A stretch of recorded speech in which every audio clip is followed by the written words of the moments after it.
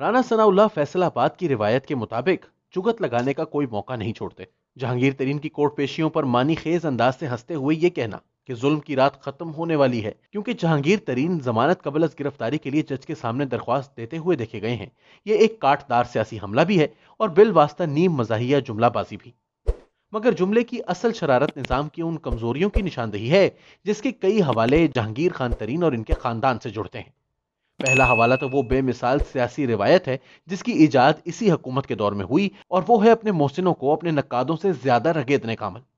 اس کی حالیہ مثال تو ڈاکٹر حفیظ شیخ ہیں، جن کو اسد عمر کو گرا کر کھڑا کر کے ایک معاشی دیوتا و مسیحا کے طور پر پوجا پاٹ کا 2.5 سال تک نظام بنایا گیا۔ یوں لگتا تھا کہ حفیظ شیخ نہیں، ہمارے مقدر کا سکندر آ گیا ہے جو معاشی فتوحات کے وہ جھنڈے گاڑے گا کہ نریندر مودی جل مرے گا۔ ڈاکٹر صاحب کے ساتھ آخر میں جو ہوا وہ اپنے بنائے ہوئے بتوں کی شکنی کی ایک اعلیٰ مثال ہے۔ عوام میں سب سے ناپسندیدہ حقیقت یعنی گھروں کو تباہ کرنے والی مہنگائی کا ذمہ دار ٹھہراتے ہوئے الزامات کی بارات کے ساتھ راتوں رات رخصت کر دیا۔ اب وہ انفرادی ملاقاتوں میں چہرے پر مصنوعی مسکراہٹ جمائے دوستوں کو یہ باور کرواتے ہیں کہ اصل نقصان پاکستان کا ہوا ہے۔ حقیقت میں ڈاکٹر صاحب کے ساتھ بھی ہاتھ کچھ کم نہیں ہوا۔ اگر وہ جہانگیر خان ترین کے ساتھ بننے والے حالات پر تھوڑی سی توجہ دے لیتے تو اپنی تاج پوشی کے بعد سرکاری تعریف کی دھند میں سے اپنے نام کو بٹا لگنے کے امکانات سے متعلق اشاروں کو دیکھ لیتے۔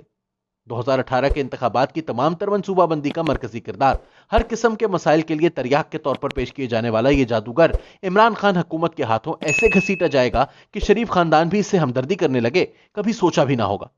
چینی سکینڈل کے نام پر پہلے ملک سے بھگایا اور پھر یہ امید دلائی کہ واپس آ کر خاموشی سے کام کریں تو معاملات درست ہو جائیں گے، مگر اب ویسی ہی ایف آئی آرز ہیں کہ جیسے بدترین مخالفین کے خلاف درج کروائی جاتی ہیں۔ کالے دھن کو سفید کرنے اور معاشی فراڈ کر کے شیئر ہولڈرز کو چونا لگانے کے وہی کیسز ہیں جو شہباز شریف کے خاندان کے خلاف بنائے گئے ہیں۔ جب گھر کی خواتین کے نام داماد سمیت مقدمات کی زینت بننے لگیں تو شہزاد اکبر جیسے نمائندگان کے بیانات زخموں پر نمک پاشی کے مترادف ہیں کہ جہانگیر ترین کو ہدف نہیں بنایا جا رہا۔ اگرچہ رانا ثناءاللہ نے یہ بات اشارے کے طور پر کی ہے، لیکن یہ حقیقت اب کھل چکی ہے کہ عمران خان نے پنجاب جیسے اہم منصوبے میں اپنے ذاتی تحفظات کو ایک ایسے خطرے میں تبدیل کر دیا ہے کہ جس کی موجودگی میں کسی بیرونی دشمن کی ضرورت نہیں۔ جنوبی پنجاب سے 3 بڑے نام موجودہ نظام سے نالا ہیں۔ جاوید ہاشمی پارٹی چھوڑ چکے، جہانگیر ترین تھانہ کچہری کے چکر میں ڈال دیے، اور شاہ محمود قریشی کو جنوبی پنجاب سیکریٹریٹ کو بذریعہ لاہور کنٹرول کرنے والے نوٹیفیکیشن کے تنازع نے اس حد تک بدظن کیا ہوا ہے کہ وہ بامشکل خود کو قابو میں رکھ کر اپنا کام کر رہے ہیں۔ جب کوئی جماعت اپنے بنانے والوں کو ڈھانے لگے تو فیصل آباد والے جملے تو کسیں گے۔ دوسرا حوالہ کارکردگی سے متعلق ہے۔ پچھلے ہفتے اتفاقاً پنجاب حکومت کے 6 وزراء سے بات کرنے کا موقع ملا۔ ان میں اتحادی جماعتوں کا بھی ایک نمائندہ موجود تھا۔ مختلف علاقوں سے تعلق رکھنے والے یہ وزراء بظاہر بہترین تجربے سے گزر رہے ہیں۔ جھنڈے والی گاڑیاں، طاقت، اثر و رسوخ، حلقے کی سیاست اپنے قبضے میں، ان کی طرف سے عثمان بزدار کے خلاف شکایت کی کوئی وجہ نہیں تھی، لیکن انفرادی بات چیت میں سب سر پیٹتے ہوئے محسوس ہوئے۔ انداز حکمرانی کی ایسی ایسی داستانیں سنائیں کہ آنکھیں پھٹی کی پھٹی رہ گئیں۔ آفس میں چپڑاسیوں کی تعیناتیوں سے لے کر بڑے لیول پر تبادلے کے نہ ختم ہونے والے سلسلے نے پنجاب کی بیوروکریسی کو تہس نہس کر دیا ہے۔ یہ منسٹرز ایک ہی بات دہرا رہے تھے کہ کس طرح پنجاب گورننس کے اعتبار سے بلوچستان کے قریب پہنچ گیا ہے۔ ایک تو اس کو فیصلہ سازی میں کے پی گروپ کی غیر معمولی مرکزیت کو مورد الزام ٹھہرا رہا تھا اور کہہ رہا تھا کہ یہ سب کچھ جان بوجھ کر کیا جا رہا ہے۔ یہ وہ لوگ ہیں جو پنجاب کی حکومت کے بازو اور ٹانگیں ہیں۔ اب یہ اعضا گواہی دے رہے ہیں کہ جسم کی حالت کیا ہے۔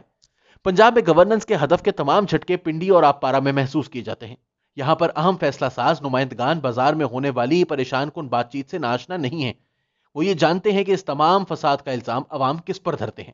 ان کی طرف سے دی جانے والی وضاحت کہ فی الحال پنجاب میں متبادل موجود نہیں ہے، اب ان حالات کا دفاع کرنے میں مکمل طور پر ناکام ہے جس کا آدھے پاکستان کے صوبے کو سامنا تھا۔ ستم ظریفی یہ ہے کہ خیبر پختونخوا میں بھی معاملات انتہائی مخدوش ہیں، لیکن چونکہ توجہ پنجاب پر ہے لہٰذا وہاں کی داستانیں پس منظر میں چلی جاتی ہیں۔